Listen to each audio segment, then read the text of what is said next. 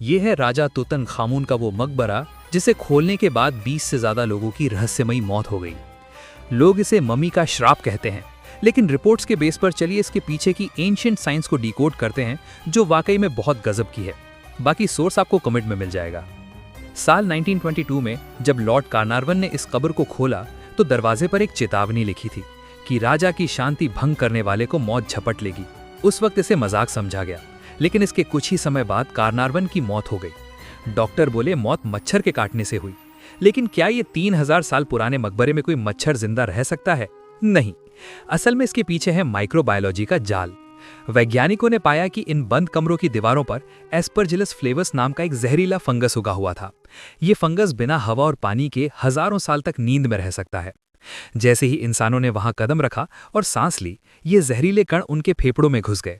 इसे विज्ञान की भाषा में एस्परजिलोसिस कहते हैं, जो अंदर ही अंदर शरीर को गला देता है। अब बात करते हैं मकबरे की बनावट की। ये मकबरा ग्रेनाइट के भारी पत्थरों से बना है।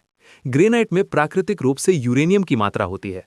3000 साल तक बंद रहने की वजह से वहां रेडॉन गैस जमा हो गई थी, यानी जो भी उस कमरे में घुसा वो अनजाने में एक नेचुरल रेडिएशन चेंबर के अंदर था। रेडिएशन की वजह से उन लोगों का इम्यून सिस्टम कमजोर हो गया और मामूली बीमारी भी उनके लिए जानलेवा बन गई। हैरान करने वाली बात तो इसके केमिकल्स में है। मम्मी पर जो रेजिन्स यानी गोंद जैसा लेप लगाया गया था, उसमें ऐसे तेल मिले हैं जिनमें कुदरती एंटीबायोटिक्स होते हैं। ये लेप हवा को बिल्कुल रोक देता है। इसे एयरटाइट सीलिंग कहते हैं, जिसकी वजह से बाहर के बैक्टीरिया मम्मी को सड़ा नहीं पाए। यानी प्राचीन पुजारियों को पता था कि लाश को सुरक्षित रखने के लिए ऑक्सीजन को बाहर रखना कितना जरूरी है।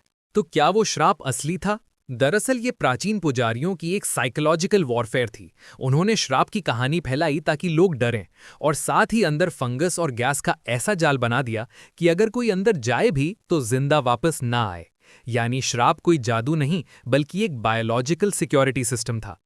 सांख्यिकी यानी स्टैटिस्टिक्स देखें तो जो लोग बिल्कुल स्वस्थ थे उन्हें कुछ नहीं हुआ, लेकिन जिनका शरीर कमजोर था वो इस प्राचीन जहर का शिकार बन गए। दुनिया जिसे श्राप समझकर डरती रही, साइंस उसे लॉजिक समझकर परखती रही। याद रखिए, डर के आगे सच है और सच के लिए हम हैं। कमेंट में बताएं, क्या आपने कभी किसी रियल मम्मी देखा है? अगर नहीं देखा है तो आपको हमारी पोस्ट में बिल्कुल रियल मम्मी की फोटोज मिल जाएंगी, जो कि archaeological images of Egyptian mummies से ली गई हैं। और ऐसे ही और भी गजब की बातें जानने के लिए फॉलो या सब्सक्राइब करना ना भूलें। जय हिंद।